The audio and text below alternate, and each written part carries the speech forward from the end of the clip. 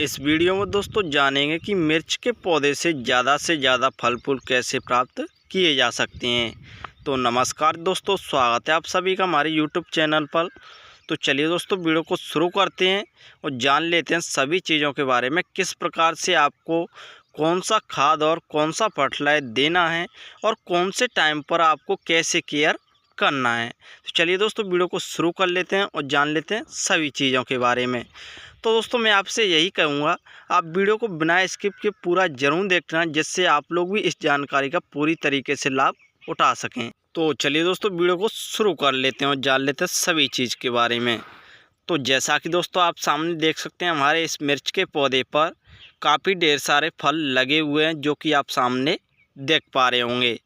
यानी कि दोस्तों हमारा जो मिर्च का पौधा है वह इसी प्रकार से चारों तरफ से फलों से भरा हुआ है, यानी कि मिर्चियों से भरा हुआ है, जैसा कि आप सामने देख सकते हैं। और भी दोस्तों मैं आपको नज़दीक से दिखा देता हूं। तो दोस्तों आप इस मिर्ची का साइज़ भी देख सकते हैं, मेरी उंगली के बराबर होगा, जैसा कि आप सामने देख पा रहे होंगे। और काफ़ी ग्रीन एवं हेल्दी मिर्ची लगी हुई हैं, जो कि आप सामने देख सकते हैं। तो दोस्तों अब बात करते हैं कि मिर्ची के पौधे की केयर किस प्रकार से करनी चाहिए, जिससे मिर्ची का पौधा फलों और फूलों से भरा रहे। तो दोस्तों जब भी मिर्च के पौधे पर फ्लावरिंग हो रही हो, यानी कि उस पर फल फूल आना शुरू हो जाए, तो उसमें आपको पानी बहुत ही कम डालना है। यानी कि आप कोई भी फर्टिलाइजर वगैरह भी दे रहे हैं, उसमें आपको जितना देना है जिससे आपके पौधे की सॉइल में नमी हो जाए। अगर आप ज़्यादा ओवर वाटरिंग करते हैं तो आपके मिर्ची के पौधे पर जो फूल आया हुआ है वह फलों में कन्वर्ट होने से पहले ही झड़ जाएगा। तो दोस्तों इसलिए आपको पौधे में इस चीज़ का विशेष ध्यान रखना है, जब ही जाकर के मिर्च के पौधे पर जो है फूल फलों में कन्वर्ट हो पाएगा।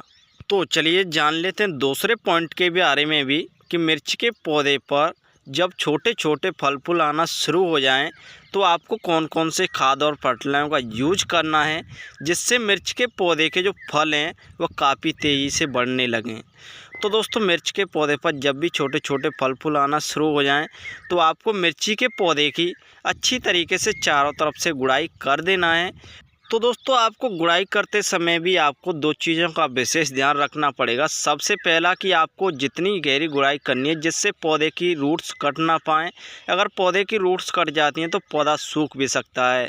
दूसरा पॉइंट, आपको पौधा कोई भी हो, फल देने वाला हो या फिर फूल देने वाला हो, उसकी आपको दूर दूर तक गुड़ाई कर देनी है।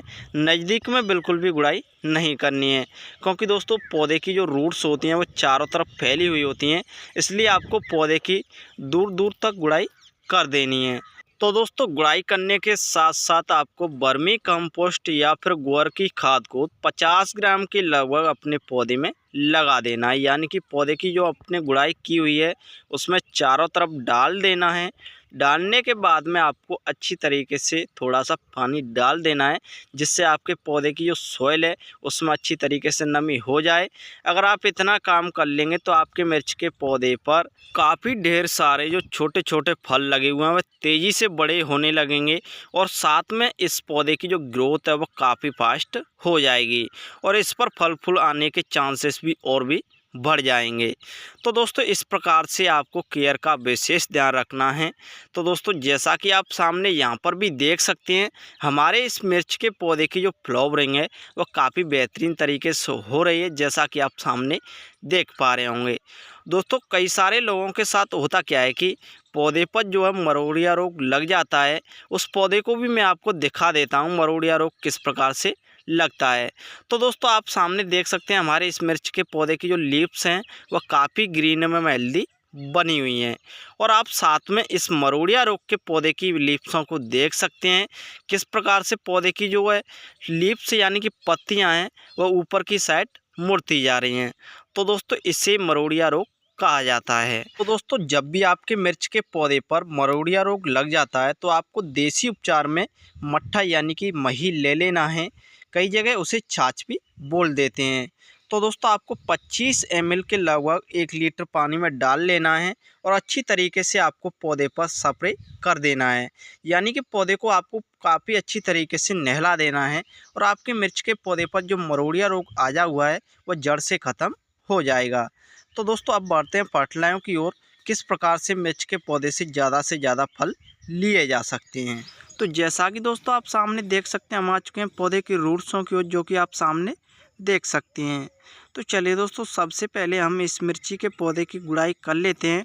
उसके बाद में बताएंगे कि आपको कौन कौन से खाद और फर्टिलाइजरों का यूज करना है, जिससे आपका भी मिर्ची का पौधा फलों और फूलों से भर जाए। तो चलिए दोस्तों, गुड़ाई करना शुरू कर लेते हैं। तो जैसा कि दोस्तों आप सामने देख सकते हैं, मैंने यहाँ पर इस मिर्ची के पौधे की जो गुड़ाई है वह करना शुरू कर दिया है। तो दोस्तों, गुड़ाई करते समय भी आपको दो चीज़ों का विशेष ध्यान रखना है। सबसे नंबर 1 पॉइंट कि आपको मिर्ची के पौधे की या फिर कौन सा भी फल देने वाला या फिर फूल देने वाला कौन सा भी पौधा हो, उसकी आपको जितनी गहरी गुड़ाई करनी है, जिससे पौधे की जो रूट्स हैं वह कटने ना पाएँ।